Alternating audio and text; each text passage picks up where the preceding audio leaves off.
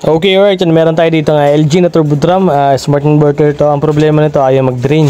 Ngayon, na-check natin yung kanyang drain motor. Hindi na humihigit. Ngayon, dadamay na rin natin itong deep clean. Papansin natin sobrang dumi na yan. Yan. Deep clean muna natin. Tapos repair na rin natin. Tapos update ko kayo pag nalinis natin yung unit. Alright! LG na nag-o error yan. Kikleaning na rin natin yan. Ganito yan kadumi. After 2 to 3 years po yan, pwede na kayo magpalinis.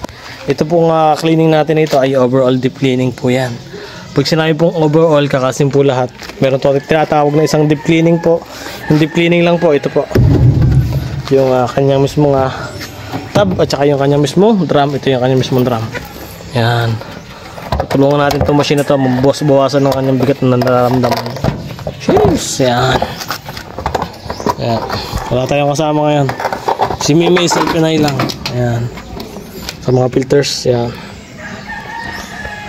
Ding balancer, ring cover, tsaka yung pulsator.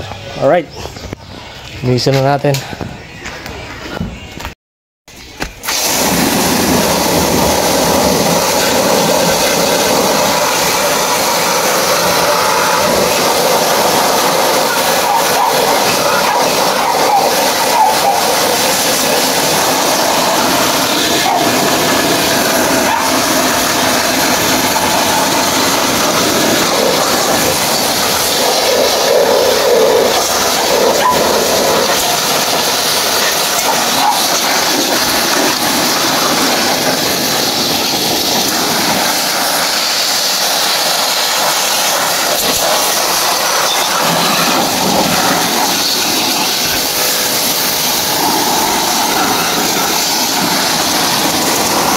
Natin linisin yung tab tsaka itong drum, natapos natin linisin.